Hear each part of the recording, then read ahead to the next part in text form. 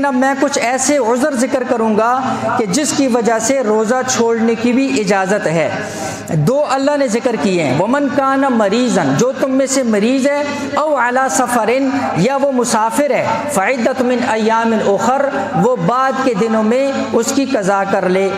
लिहाजा दो उज़र कुरान में ज़िक्र हैं, मरीज़ और मुसाफिर। मरीज़ किसको कहते हैं? ऐसा मरीज़ जिसके लिए वाक़तन रोज़ा रखना जो है वो क्या हो, नुकसान का बायस हो, मरज़ में इजाफ़े का बायस हो। सिर्फ अपने गुमान नहीं, अपनी सोच नहीं, सुनी सुनाई बातों नहीं, किसी ने कह दिया हो जी तूने अगर रोज़ा रखा तो फ़लाँ हो जाएगा, वो भी डर गया, कहते हाँ जी नहीं रखता हूँ। माहिर तबीब मुसलमान डॉक्टर किसी को कह दे कि तू रोज़ा रखेगा तुझे नुकसान पहुँचेगा, तेरी बीमारी बढ़ जाएगी, तो फिर इस सूरत के अंदर रोज़ा छोड़ने की इजाज़त है। जितने दिन रोज़ा छोड़ेगा बाद में उतने दिन उसकी कज़ा करेगा।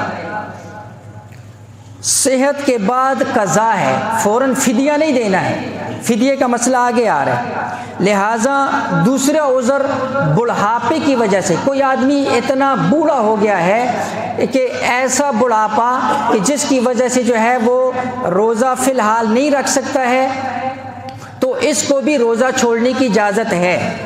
लेकिन जब इसको अफाका हो, जब ये रोज़ा रखने के जो है यानी ऐसा हो जाए कि फ़िलहाल जैसे कोई गर्मी का रोज़ा है, कोई बुढ़ापे की वजह से मसलन नहीं रख सकता है, तो उसको बाद में भी कज़ा करनी है। और मैंने अर्ज़ किया कि एक ऐसा मरीज़ है जो दायमी मरीज़ है, जिसकी सेहत की उम्मीद नहीं है, जिसको डॉक्टरों ने मुस्तकिल मना कर दिया, या ऐसा बूढ़ा है कि जिसके अंदर बाद में रोज़ा रखने की ताकत नहीं रही है, तो ऐसी सूरत के अंदर वो अपने रोज़ों का फ़िदिया अदा करेंगे।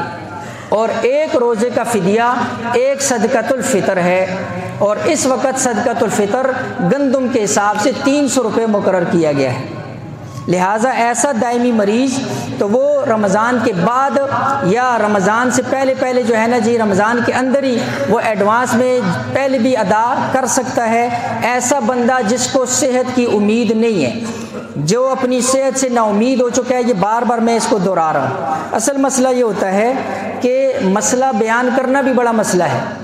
उसकी वजह यह है, हज़रत थानवी रहमतुल्लाह अलैह ने फरमाया, जैसे मैंने पहले भी कई जुम्मे में अर्ज़ किया, वो फरमाते थे पहले मैं जुम्मे में मसाइल अर्ज़ करता था, लेकिन फिर जब मैंने देखा कि लोग अभी मस्जिद से निकले नहीं होते तो उनमें इख्तिलाफ शुरू हो जाते हैं।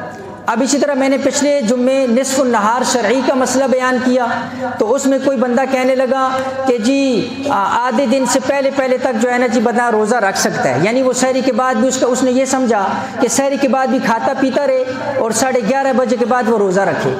भाई मैंने उसके अंदर ये कहा था निस्फ़ुन नहार शरई जो होगा, यानी उसमें मैंने सिर्फ नीयत का मसला बयान किया था कि एक बंदे ने सुबह सादे के बाद कुछ खाया पिया नहीं है, तो 11:30 बजे से पहले पहले वो रोज़े की नीयत कर सकता है, इसके बाद उसकी नीयत का एतबार नहीं होगा।